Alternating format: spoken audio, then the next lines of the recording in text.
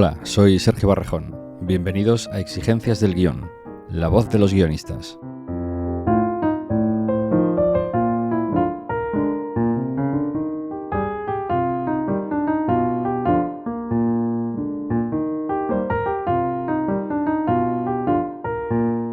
Tras ganar el premio del público en la sección Panorama del Festival de Berlín y la Biznaga de Oro en el Festival de Málaga, Sorda, ópera prima de Eva Libertad, se estrenó en cines de toda España, entrando en el top 10 de la taquilla.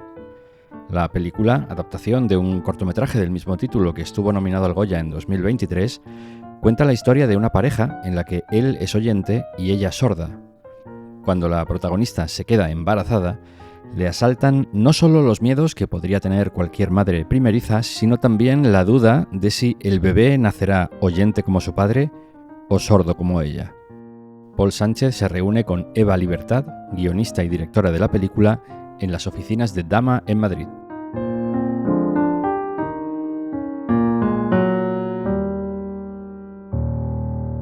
Eva Libertad, bienvenida a Exigencias del Guión. Muchas gracias. Mira cómo estoy cansada, que te iba a decir bienvenido a ti también. Pero bueno, encantada de estar aquí, Paul. Estás cansada porque estás de promoción y llevas desde Málaga sin parar. Sí, o sea, desde Málaga he pasado 2 noches en casa. Madre mía. Que sí. Sí, está siendo... Nadie te prepara para esta fase de la promoción y como es mi primera película, pues estoy viviéndolo ahí con toda la intensidad y lo que te decía, estoy feliz pero agotada. Así que cuando me preguntan qué tal, digo felizmente agotada y ya está. Porque claro, no es solamente Málaga donde ganasteis varios premios, es que venías ya de Berlín, que también fue bastante cañero. Claro, en Berlín, pues ya para nosotras la selección en Panorama fue como lo más alto, un sueño ahí hecho realidad, y de repente cuando nos llamaron que ya habíamos vuelto, ya estábamos en Murcia, que Murcia no es Madrid, no es Barcelona, en el sentido de que al ser periferia las conexiones están muchísimo peor, se tarda mucho en llegar a todas partes. Y nos llamaron y tuvimos que volver así, corriendo para estar al día siguiente a las 10 de la mañana para recoger el premio de Panorama del público, o sea, el premio del público de Panorama y el de los Cinema Awards, ¿cómo se llama? Art House, que era el de exhibidores de cines de ensayo. Sí, es que está siendo todo increíble. Increíble. Sí, increíble. Hablemos de la película de Sorda. La protagonista utiliza las manos para hablar. Es, digamos, a través del lenguaje de signos, como más se comunica. Y su trabajo también es con las manos, es alfarera. Supongo que eso está hecho a propósito. Está hecho a propósito, pero te voy a contar por qué. Primero, porque efectivamente para las personas sordas las manos son importantes, es su vehículo de comunicación. También porque antes de empezar la película yo hice como una investigación sobre arte sordo hecho por personas sordas, y entonces hice un dossier con pintoras y pintores que representaban en el mundo pintores y pintoras sordos. Y eso lo compartí con Gina Ferrer, con mi directora de foto, para que viésemos juntas cómo captaban la realidad. Entonces ahí encontramos que había un simbolismo muy claro de las manos y los ojos como elementos positivos y la boca y los oídos como elementos negativos.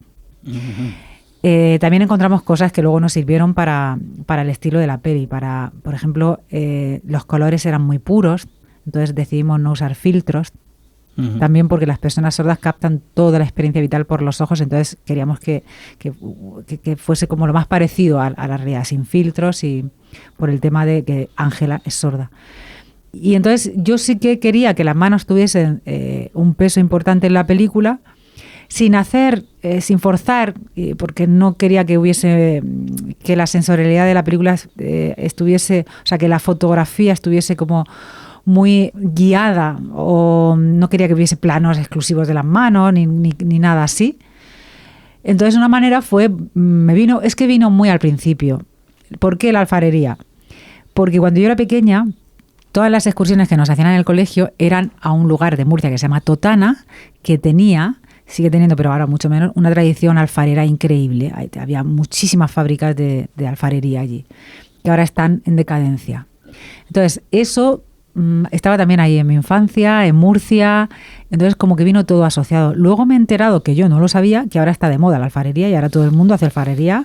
Qué curioso, ¿no? Como a veces la realidad se mete dentro de la ficción. Sí, sí, desde luego. Es una historia que viene, si no tengo mal entendido, aparte de venir del corto, que ahora hablaremos de él, viene también mucho de la experiencia de tu hermana, ¿verdad? En realidad, el corto sí que está inspirado en un momento real en el que Miriam Garlow, mi hermana, que es la actriz protagonista, empezó a plantearse ser madre. Ella me compartió los miedos, las inseguridades que le sobrevenían al pensarse como una madre sorda en un mundo oyente, y de ahí de esas conversaciones, nació el corto.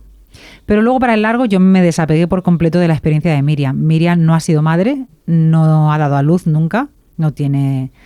Entonces ahí lo que hice fue entrar en una fase de documentación donde hice entrevistas a madres sordas, y a partir de sus testimonios y lo que me compartieron sobre sus embarazos, su parto, su crianza, empecé a hacer la estructura. Con lo cual, el largo no está basado en absoluto en Miriam. Sí que tiene mucho que ver... Ángela es una protagonista sorda, igual que Miriam, aunque los niveles de sordera son completamente diferentes. La voz de Ángela no es la de Miriam, el nivel de lectura labial de Ángela no es el de Miriam. O sea, Miriam ha tenido que construir un personaje.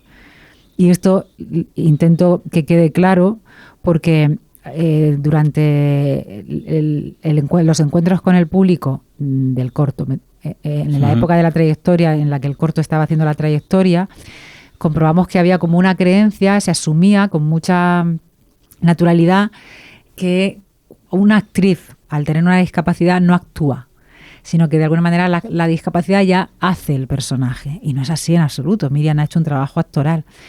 Y las personas con discapacidad hacen un trabajo actoral cuando tienen que actuar. Uh-huh. Y por eso lo pongo ahí un poco sobre la mesa, para desarticular un poco esas creencias que es lógico que las tengamos porque no tenemos ningún contacto con la discapacidad ni con la diversidad. Claro. Sí. En esta película, que es tu ópera prima, decides trabajar con bebés y con animales. Te lo querías poner muy difícil. Es algo que de verdad no entiendo por qué repito, porque en realidad el corto siguiente a Sorda, que se llamaba Mentiste Amanda, está protagonizado por 2 niñas de 8 y 9 años. Una de ellas no había hecho nunca nada, Candela, la protagonista, la encontramos en un colegio. Una mujer de 75 años, que es una mujer de mi pueblo que yo conozco, que tampoco había hecho nunca nada, y un perro. O sea, había un actor. 2 actores con experiencia, pero el resto era todo actrices naturales, criaturas y un perro. Y yo recuerdo que decía, nunca más, o sea, nunca más. Y mientras estaba diciéndole, digo, ¿cómo que nunca más? Si ya estaba con el guión del largo, y digo, si me meto de lleno en algo más, todavía más complicado, porque son los bebés. Que para mí ha sido lo más difícil, para mí y para el resto del equipo. Mucho trabajar más que el perro, ¿no? Sí, porque el perro es una perra y en realidad es una de las perras de Miriam. Ah, claro. En la realidad se llama Ruca. Yo en la película les puse Luca para no tener que cambiarle mucho el nombre. Y Luca lo hizo muy, muy bien. Los bebés, que tuvimos 7 bebés, porque necesitábamos interpretarse Naona, al bebé de la película, pero a lo largo de varios momentos hasta que cumple 1 año.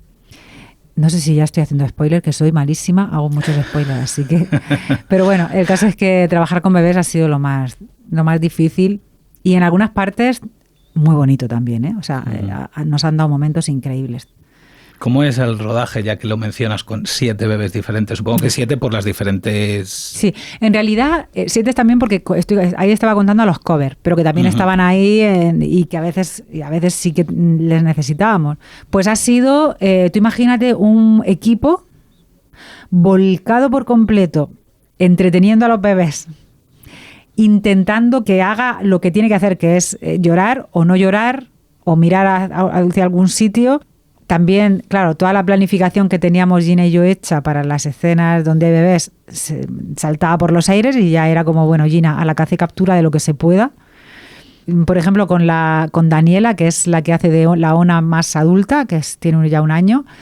Claro, cuando la conocimos en la prueba, porque hicimos las pruebas para bebés, pues simplemente fue, bueno, ya tenía 1 año, juntarla con Miriam, que se conociesen y ver si había química, si se llevaban bien, si la criatura, si Daniela era capaz de estar con Miriam pasándoselo bien y olvidarse del padre y la madre. Entonces luego Miriam y Álvaro empezamos a hacer, íbamos a su casa para que se acostumbrase a ello, le daban la merienda un día, el desayuno otro, y bueno, funcionó muy bien. Pero claro, eso fue un mes y medio antes del rodaje. Cuando la conocimos no caminaba, no sabía hablar. Cuando llegó al rodaje ya era una personita que caminaba, que sabía hablar y que tenía un criterio y una voluntad y un carácter. Entonces, claro, Daniela sabía todo lo que estaba pasando a su alrededor. Cuando decía Miguel Gago, el avión de dirección, motor, acción, ella ya sabía que ahí estaba pasando algo, así que tuvimos que inventar estrategias y cambiamos motor. Al final decíamos yogur, por motor decíamos yogur, y acción decíamos gusanitos. Yogur, maravilla. Gusanitos. Y así todos los días que rodábamos, todas las jornadas que rodábamos con Daniela. O sea, fue todo reinventar el set de rodaje y adaptarlo a los bebés. Claro. El nombre de Ona, por cierto, me parece precioso. ¿De dónde viene ese nombre? Viene de mi imaginación. O sea, luego me dijeron que era onda en catalán. Ona es onda en catalán, y dije, mira, qué curioso, por las ondas, pero me gustaba ese nombre. Tenía que ser un nombre también sencillo, porque yo imaginaba que Ángela quería un nombre que le fuese fácil, claro, a la hora de pronunciarlo. En lugar de Azucena, ¿no? En lugar de Azucena, que es la broma de la película. Luego conozco a madres sordas que les ha dado igual y han puesto el nombre que han querido.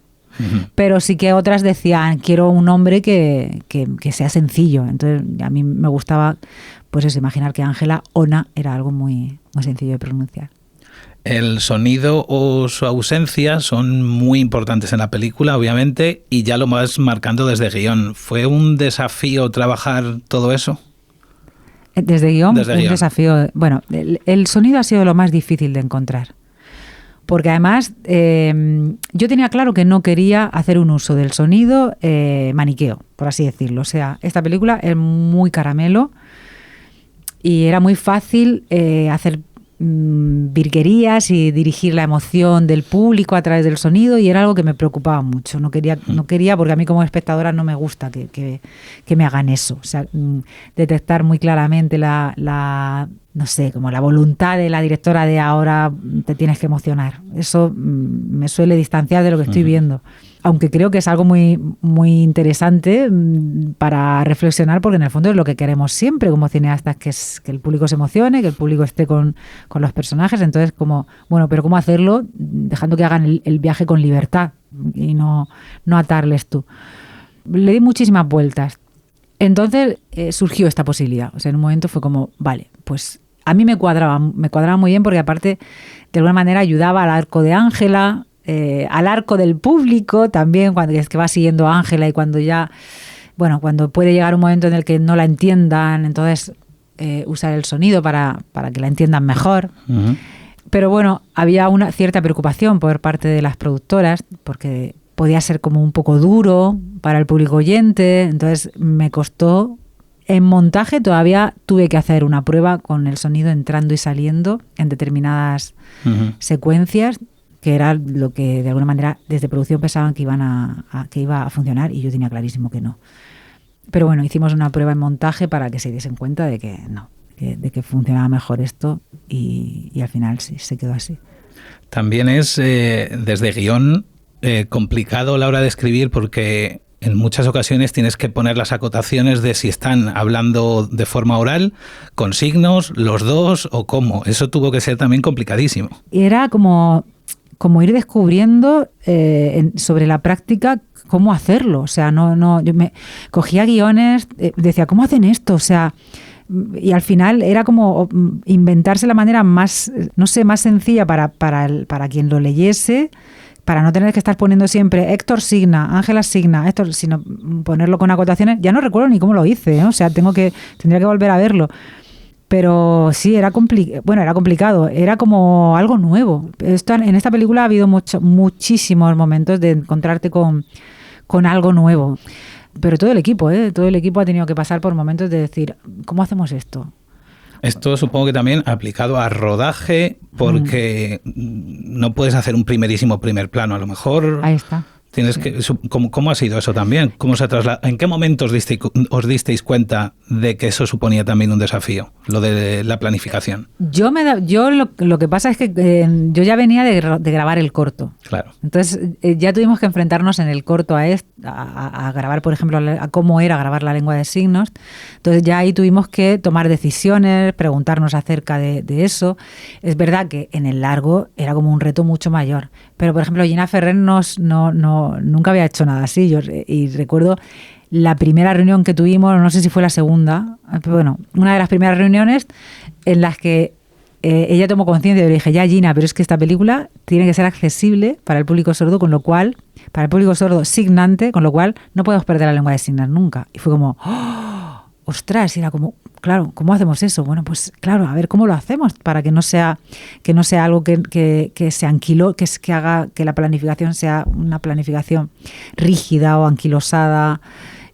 Como decía, no hay planos de escucha. A mí me encantan los planos de escucha, pero no puede haber planos de escucha en esta película. Y así muchos más temas y muchas más decisiones que tenían que ver con lo que estábamos contando. Claro. El viaje del corto al largo, ¿cómo fue? ¿En qué momento te das cuenta de que esta historia que estabas contando en el corto te va a funcionar o te está pidiendo el cuerpo hacer un largo? Nada más terminar. O sea, ya, el último de rodaje era primavera y me tumbé así, esto no lo he contado nunca, pero me tumbé boca arriba en la casa donde estábamos rodando, que era la casa real de Miriam en el corto. Y vinieron las perras así y yo dije, esto no ha hecho más que empezar. Primero porque grabar a Miriam, o sea, dirigir a Miriam fue una experiencia preciosa.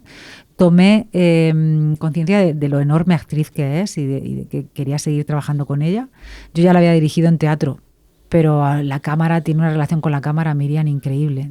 A mí me da un placer verla. Y luego también es que el corto se me quedaba muy corto, o sea, era solamente ese momentito en el que la protagonista empieza a plantearse ser madre y le vienen los miedos, pero era como, vamos a ver qué pasa realmente si esto se hace realidad. Uh-huh. La película, el largometraje sobre todo, muestra dos mundos muy diferentes a priori, o al menos así se muestra un poco en la película, que son el de los oyentes y el de los sordos, por decirlo así. Y se refleja muy bien a través de los amigos, de los grupos de amigos y cuando están con unos y con otros.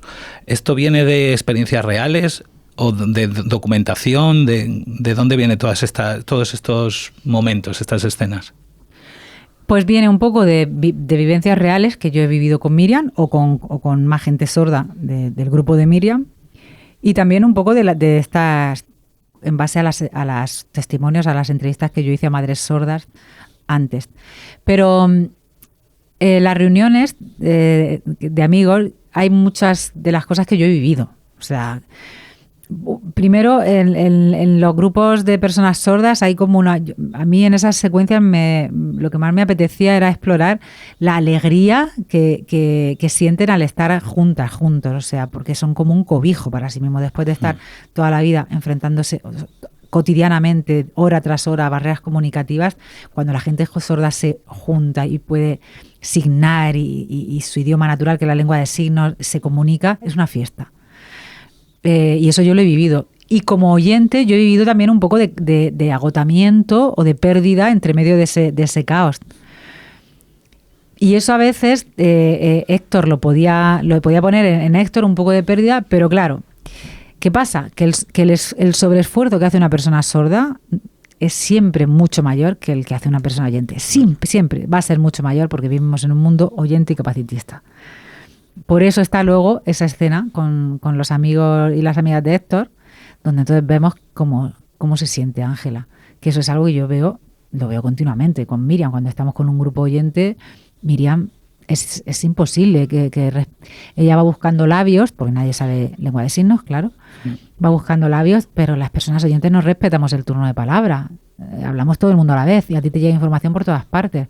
Las personas sordas pueden tener varias conversaciones cruzadas. En un grupo puede haber dos personas signando y otras dos signando, eso sí, pero se hacen una señal con la mano, que es esta mano que se ve también en la película, se miran y entonces se comunican. O sea, En ese aspecto es diferente. Entonces sí que me interesaba que también esas dos comunidades hablasen también de esos dos mundos. Uh-huh.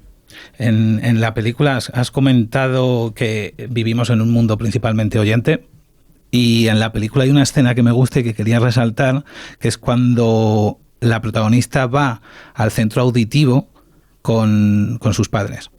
Y hay un cartel que dice: oír bien te cambia la vida, disfrutemos de todos los sonidos y vivamos una vida plena. Como queriendo decir que si no oyes no puedes tener una vida plena, que yo creo que es algo que esta película intenta desmontar.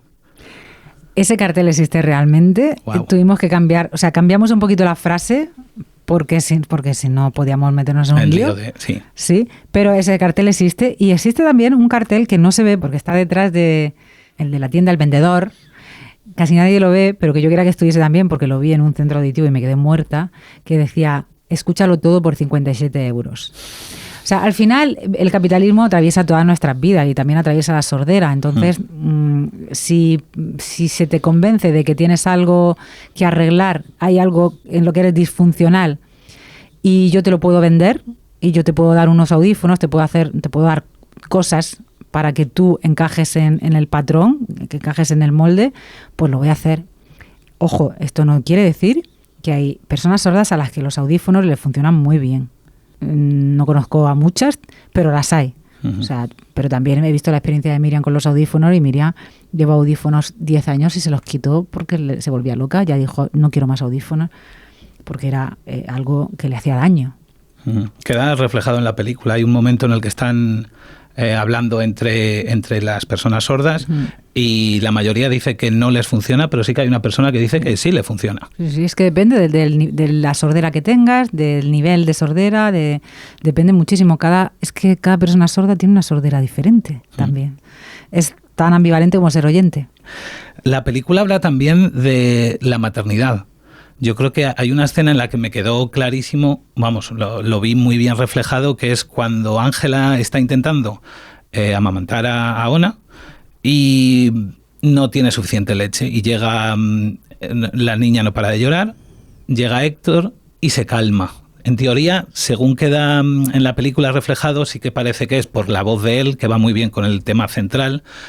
Pero hay una sensación ahí, yo creo, que tiene la protagonista, que es muy universal en las madres. Yo creo que prácticamente todas las madres han vivido en algún momento esa sensación.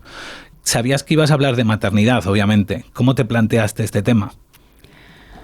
Yo tampoco he sido madre, pero creo que tenemos una capacidad empática y una imaginación que nos permite empatizar e imaginar cómo es la vida, la experiencia y la vivencia de otras personas. Entonces... de hecho, ahora muchas madres oyentes me están diciendo: yo no soy sorda, pero es que me identifico con su maternidad muchísimo. Entonces, pues ahí yo supongo que filtré todas las experiencias de maternidad que he visto, y me parece que, claro, no hace falta ser sorda para tener ese miedo a no vincular con tu hija, o miedo a que prefiera a la otra persona, o miedo a, no sé, la maternidad es algo que nos atraviesa a todas las mujeres, hayamos decidido ser madres o no, porque está ahí desde que somos pequeñas, como un imperativo social, como unas expectativas, Entonces es algo que hemos manoseado mucho, esa idea, todas. Entonces, pues me apetecía también mucho explorar el tema de la maternidad, sí. Hay una escena que me parece muy bonita, no tiene nada que ver con la maternidad en ese momento.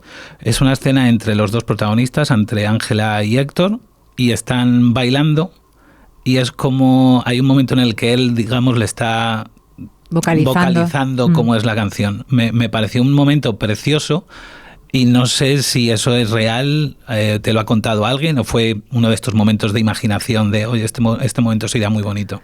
Eso yo lo hago con Miriam continuamente. Lo hago cuando de repente a alguien se le olvida que es sorda y le manda un audio, y entonces yo estoy escuchándolo y claro, me cuesta mucho signar a la vez, y entonces se lo hago vocalizando el audio. Y ella, como tiene tantísima capacidad para leer los labios, porque se ha pasado muchos años leyendo labios antes de aprender lengua de signos, y luego con canciones también lo he hecho con ella, de que mira qué dice, y yo se lo voy diciendo. Y es una secuencia que a mí en guión me gustaba mucho, y que luego me da mucha alegría porque, y lo mismo que has dicho, hay gente que me dice que es su secuencia favorita. y me parece que es una secuencia que habla de esa burbuja, o sea, de esa parte más bonita y luminosa del vínculo entre ellos dos. Uh-huh. Sí. Hablando de canciones y de música, hay un detalle en el guión que es diferente en la película, y es cuando van al colegio de la niña y empieza la profesora a cantar. En el guión es muy cortito y en la película esa escena es más larga. Uh-huh. ¿Eso fue por alguna improvisación o por qué fue eso? Eso me pasó también con el equipo médico. Lo que pasa es que yo creo que en el equipo médico sí que tuve que incluir los cambios. Eso pasa cuando entra gente que entró una profesora real. Entonces yo con esa profesora real, porque hicimos pruebas para maestras reales, o sea, para maestras de infantil reales. Entonces cuando entró esa profesora, ya en las pruebas yo les pedía que cantasen algo, que dijesen algo. Entonces al final se fue definiendo ese juego de animales. Eso fue surgiendo con la profesora. Era una profesora real con su grupo clase real. La única niña que no era de ese grupo clase era Daniela, la Ona. Uh-huh. Entonces, esa dinámica, ella solía hacerla. Y entonces yo cuando estábamos buscando cosas, surgió eso y dije, vale, pues nos vamos a quedar con esto porque así también podemos incluir a Héctor en ese momento en el que le dice León. Claro. Muy bien. Has mencionado el equipo médico, supongo que te refieres a la escena del parto. Sí. Vale, pues aquí tenemos una pregunta de un seguidor nuestro del podcast que quería preguntarte por ella. La voy a leer. Cine Recuerdo es el usuario de Blue Sky y dice: lo primero, enhorabuena por la película, me gustó mucho cuando la vi y le deseo todo lo mejor a Eva. En concreto, me gustaría preguntarle sobre la maravillosa y emotiva escena del parto. Ya sé que la actriz no es madre porque lo contó en la rueda de prensa en el Festival de Málaga, pero ¿de alguna forma está basada en algún hecho real que una mujer sorda os haya podido contar? ¿O es todo original, entre comillas? Porque transmite perfectamente la impotencia de esa mujer en un momento tan importante y que no sea comprendida como se merece cualquier persona. Claro. Bueno, muchísimas gracias a Cine Recuerdo por esta pregunta y por lo que dice. Es todo real. Es decir, la escena del parto está hecha de anécdotas o anécdotas de vivencias de mujeres sordas en el parto. Y dejé fuera algunas de las más duras. Wow. Claro, es que el parto, yo cuando empecé a hacer entrevistas me di cuenta de que el parto tenía que ser una secuencia. Era algo muy importante. O sea, era algo que había marcado mucho a las madres sordas, sus partos, porque lo habían pasado muy mal. Porque si a un parto donde ya hay un peligro de que la madre se sienta violentada o, no sé, aislada o perdida, si además le suma que es una mujer sorda rodeada de gente que no sabe lengua de signos, que a veces se pone mascarilla. Claro, es que el detalle de la mascarilla, a mí eso es real. Pero es que eso pasa continuamente. El otro día tuvimos el preestreno en Murcia y una de las figurantes sordas, que eran figurante toda la familia, el marido, ella y los 2 hijos, me decía, es que mi hija, cuando iba a logopedia durante la pandemia, continuamente le quitaba la mascarilla y claro, y la logopedia le decía, ¿por qué? Y le decíamos, ¿cómo que por qué? Para la población sorda fue terrible la pandemia, porque si ya hay unas barreras comunicativas muy importantes para ellas y para ellos, cuando ya nos pusimos mascarillas perdieron toda capacidad de entender y de comunicar. Y hubo, de verdad, subieron los índices de depresión entre comunidad sorda. Y yo solo veía, iba con Miriam en algún sitio, en una tienda, y cuando le empezaba a hablar la empleada o el empleado y le decíamos, por favor, ¿te puedes bajar un poco la mascarilla? Porque y se negaban, que por otra parte era su derecho, pero para las personas sordas era como aislamiento total, con lo cual esa escena del parto está hecha de momentos de partos. Y repito, no puse las más duras porque no quería llevar la película a un lugar mucho más dramático y oscuro, porque no quería hablar de la sordera desde ese sitio. Pues ya te digo como espectador que es una secuencia súper impactante y entiendo que Cine Recuerdo la haya señalado porque yo creo que se queda en la retina de la gente. Es una escena muy tensa y yo, oyente, nunca me había planteado qué podía ocurrir en ese momento, y de repente me vino quizá mi mente creativa de guionista también, me dijo en un momento, justo cuando ella ha roto aguas y se van a ir al hospital, y ella dice, ¿y si algo sale mal y si no entiendo? Y en ese momento dije, ostras, la siguiente escena va a ser increíble como espectador, y increíble verla. O sea, es una escena, no sé si tiene música. ¿Tiene música? No, hay ¿verdad? música en toda la película. Eso me había parecido. Solamente está la música diegética de... alguna canción. Sí, de la cocina. Era una decisión consciente lo de la música, supongo, para crear... Sí. Me lo planteé, porque desde la productora también me decían, piensa si hay una banda sonora, original, tal, y yo nunca pude concebir esta película con una música. O sea, tenía que ser... Pues eso, hay 2 canciones que son diegéticas, que están ahí, una en una discoteca y otra en la cocina. No hay banda sonora. ¿Te planteaste rodar esa escena del parto de alguna forma diferente? Sí, claro, esa secuencia. Mira, lo que hicimos fue no juntar nunca a Álvaro Cervantes y a Miriam Carlo, que son los actores, con el equipo médico, para que pudiesen vivirlo de una manera más real, por así decirlo. Entonces yo lo que hice fue, yo la escribí en base a los testimonios de mujeres sordas.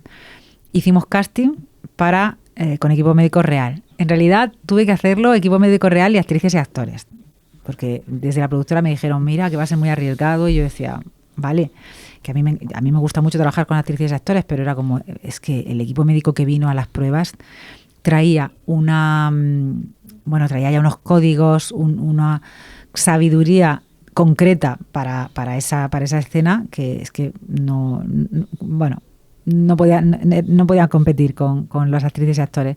Entonces lo que hice fue engañé a una pareja amiga mía, a Raquel y Bernardo, y me los llevé y estuvimos una jornada entera ensayando con el equipo médico. Uh-huh.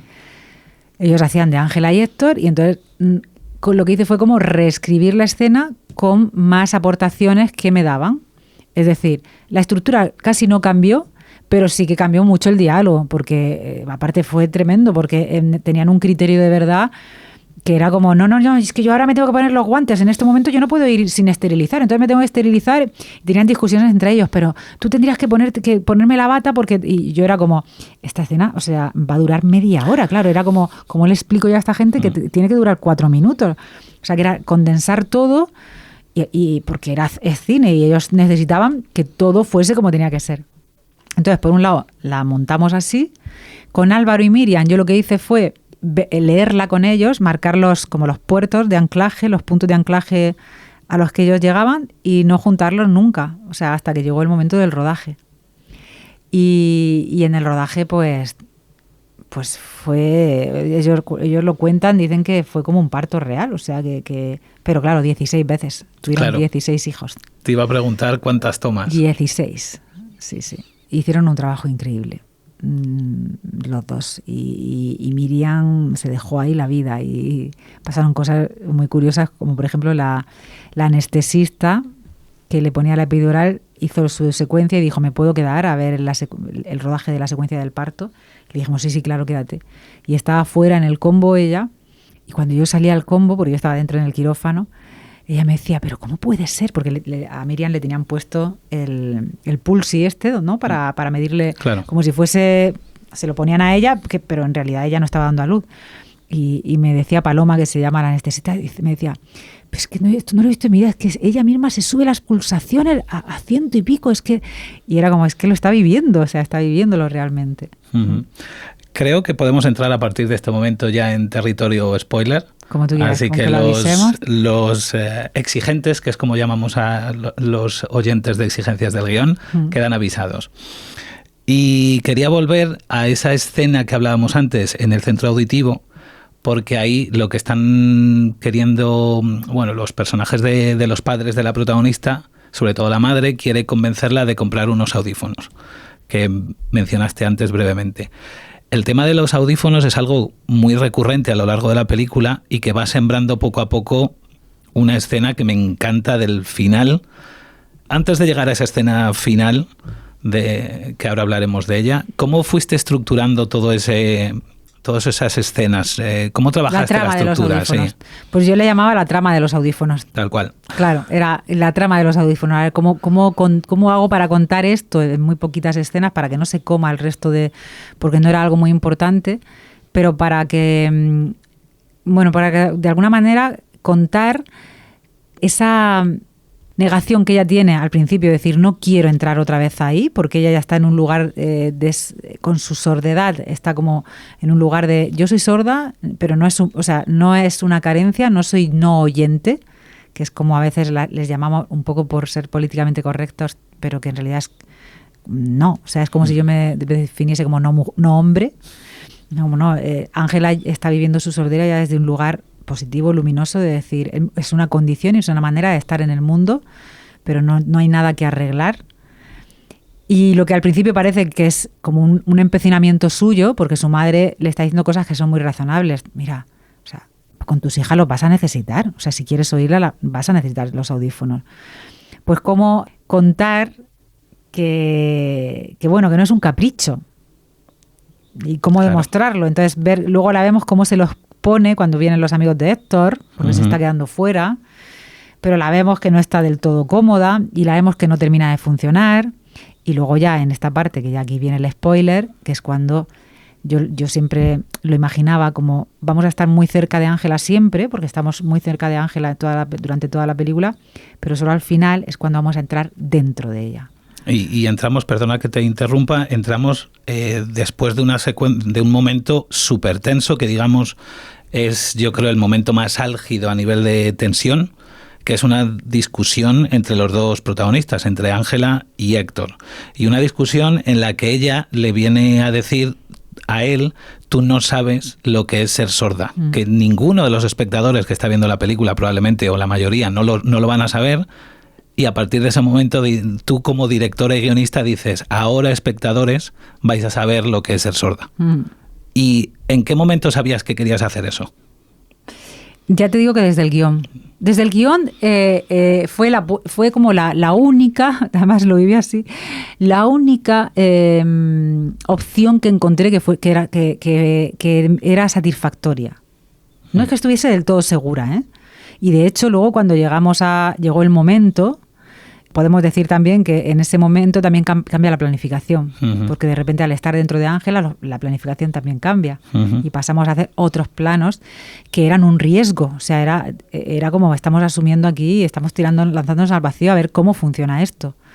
Y la primera secuencia que grabamos con esos planos subjetivos, yo recuerdo que era una secuencia en la playa, cuando el niño está escuchando música y ella... Pues esa fue la primera. Tonín, que se llamaba el niño, que hace de Alex, tenía que mirar a cámara, entonces fue el primero que tuvo que pasar por mirar. Le pusimos la cinta fosforescente y él tenía que mirar, que eso era complicado para los actores y actrices de estar mirando, porque de repente Ángela se convertía en la cámara, la cámara se convertía en Ángela. Y yo lo que hice ahí fue pedirle a Gina, a pesar de que no teníamos tiempo, le dije, vamos a grabarla de dos maneras. Vamos a grabarla con un plano contra plano normal y vamos a grabarla con los subjetivos puros. Y esa noche le dije a la montadora, a Marta Velasco, que estaba aquí en Madrid, le dije, Marta, por favor, monta las dos escenas y mañana de madrugada yo me levanto, las veo y ya es como, venga, vamos. Yo quería hacerlo, pero quería también asegurarme porque era como, a ver cómo va a ser esto. Cerciorarte de que funcionaba. Claro. Y nada, y entonces lo hicimos así, Marta lo montó, al día siguiente lo vi yo, lo vio Gina, lo vio Nuria Muñoz, que es productora ejecutiva, lo vimos así unas cuantas personas y dijimos, venga, vamos para adelante. Pero bueno, fue una decisión que a mí me ponía...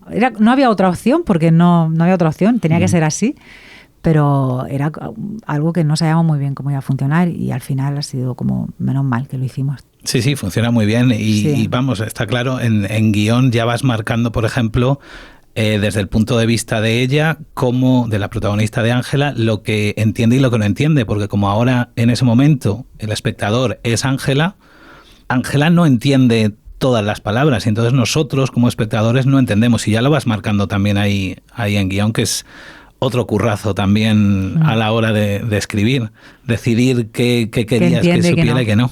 Sí, yo en guión lo iba decidiendo un poco por mi lógica, porque decía, yo creo que esta palabra la entendería más o no, y cómo escribirlo. Y luego eso en montaje en algunos momentos cambió, porque claro, por cómo movía la boca el actor o la actriz, Marta Velasco y yo lo veíamos y yo decía, no, se entiende más la palabra corona, se entiende más que la palabra tal, y entonces cambiábamos. Pero sí, claro, desde guión estaba marcado lo que ella no entiende, ahora no lo entendemos. Claro. Tampoco. Hay una escena, aquí voy a volver un poquito para atrás en el guión, que es diferente también en el guión y en la película al final, que es cuando Ángela vuelve a casa. En el guión... pasa por la casa de los padres. Sí. Antes, sí. Sí, fíjate, esas son cosas que luego... Lo de que la película se reescribe 3 veces es así, es tal cual. O sea... Luego en montaje, cuando hicimos el primer corte de la película, que duraba 2 horas y algo, y nunca hubo una presión por acortarla. Pero sí que cuando empezamos a darle vueltas, a partir de ese corte, empezamos a darnos cuenta de que escenas no ayudaban. Y entonces nos dimos cuenta de que efectivamente cuando a partir de esa discusión y cuando entramos en ese momento sordo, por así decirlo, necesitábamos que Ángela tiene una dirección muy clara ya la película ahí. Entonces, ese pasar por casa de los padres, y era una escena preciosa, era muy bonita. Y Elena Irureta y Joaquín Notario estaban increíbles. Y con todo esto de los subjetivos, pero era una escena que ya no funcionaba. Ya no, además porque ahí Ángela se volvía a romper. Claro, en el guión, durante la discusión Ángela no se quebraba, pero luego en el rodaje Miriam sí, y fue muy bonito así. Entonces luego cuando en la secuencia de la casa de los padres sí se quebraba, en el guión tenía un sentido, porque era la primera vez que se rompía Ángela y la primera vez que rompía a llorar y los padres la consolaban. Pero en la película ya había pasado eso, ella ya sabía. Claro. Entonces, pero es lo bueno que tiene también... esto, o sea, el montaje, sí. Que está vivo, la película está viva hasta que, bueno, y ahora sigue estando viva. Sigue estando viva. Sigue estando viva porque es increíble cómo el feedback hace que la película cambie en mi cabeza o en nuestra cabeza, sigue estando viva, pero es verdad que está viva, o sea, está viva mientras la rueda cambia y en montaje sigue estando viva. Pues en realidad, cuando te estaba empezando esta pregunta, me refería a otra escena, pero luego cuando has dicho tú lo de los padres me he acordado también. Yo me refería a una en la que Ángela ha salido a tomar unas cervezas y al volver a casa con Héctor en la cama, o al menos, a lo mejor me estoy equivocando yo, yo según la entendí en la película y según la recuerdo en mi memoria, ella hace un acercamiento como para intentar hacer el amor y en el guión eso no ocurre. En el guión ella sí que hace un acercamiento, pero no hay tanta intencionalidad, yo creo, al menos en el guión. Y lo que ocurre es que le acaba dando como un codazo, un golpe o algo así. Ya me acuerdo, sí. Sí, vale. Fíjate, sí, eso cambió en los ensayos. Ajá. Y es que, claro, no me dio tiempo a cambiar muchas de las cosas. No, pero eso también está chulo. Eso es lo bonito también de que nos dejéis los invitados del programa a leer el guión para poder analizar y ver las diferencias que hay. Es verdad, tal y como estaba escrita, sí que había una intención de hacer el amor, o sea, porque lo que pasaba es que ella se subía encima de Héctor, entonces él encendía la luz y ella se apoyaba para apagarla y al volver le daba un codazo a Héctor. Y eso en los ensayos no nos salió, nunca salió. Entonces encontramos esto otro, que era que ella empezaba a besarlo y tal, y que cuando él iba a mirar el móvil para ver la hora, entonces ella como que le quitaba el móvil y el móvil se caía. Y entonces bueno, fue en los ensayos que yo suelo trabajar intentando que los actores y las actrices estén como lo más cómodos y orgánicos posible. Entonces, si hay cosas que no funcionan, pues las cambiamos y punto. Entonces, esa es una de las cosas que cambió así como de una manera muy directa. Ya para ir terminando, la película empieza de una forma diferente en el guión y en la película como tal. De nuevo, ¿se debe a montaje? Sí, tal cual. Esa secuencia que funcionaba muy bien en guión, luego en montaje nos dimos cuenta de que no, bueno, a mí es que era un principio que no me gustaba, era un principio, caía el tema de la película, caía como una losa. Y a mí, para los que no han podido leer el guión, que a lo mejor en algún momento se publica o no, no lo sabemos, pero bueno, esa escena, lo que vemos, la primera escena en el guión es básicamente la pareja ya en la matrona. En la matrona. Sí, en la matrona, y están escuchando, por primera vez van a escuchar como el latido fetal. Y entonces, como Ángela no lo escucha, Héctor le hace el movimiento con la mano, como si latiese un corazón, abriendo y cerrando la mano. Uh-huh. Y era una secuencia que en guión era muy, muy bonita, y cuando la rodamos no es que estuviese mal, pero luego en montaje era una presentación del tema, por así decirlo, muy bestia. Y era como una declaración del tema que a mí que era como no, que entre mucho más suave todo, mucho más... Uh-huh. Y terminamos descartándola. Nunca jamás lo hubiese dicho durante la escritura de guión que esa escena iba a ir fuera. Curiosidades de lo que ocurre, sí, ¿no? Durante el de rodaje. La reescritura, en las reescrituras. Rodaje, sí. Y ya para terminar, la última pregunta. Todo eso que haces con el sonido, la escena en la que, por ejemplo, llega a la guardería, todo eso también te viene, supongo, de documentación o de ideas que te han ido dando al hablar con gente sorda, incluso tu hermana a lo mejor. Claro, el tema con los audífonos viene de lo que yo he visto sufrir a Miriam con los audífonos. Luego hubo investigación porque yo me los ponía. Luego con Quique Bermejo, que es el diseñador de sonido, estuvimos viendo un montón de vídeos sobre cómo es el sonido, qué frecuencia captan los audífonos para poder reproducir algo bastante...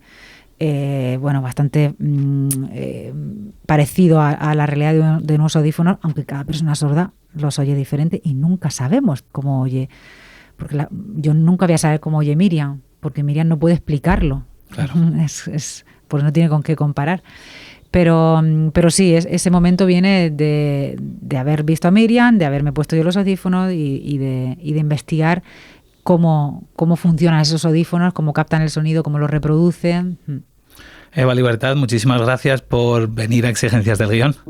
Pues muchísimas gracias a ti, Paul. Ha sido un gusto porque ha sido larga y nos hemos podido extender todo lo que hemos querido. Así que se agradece con estos tiempos de promoción de Visto No Visto. Sí, muchísimas gracias, de verdad. Gracias a ti.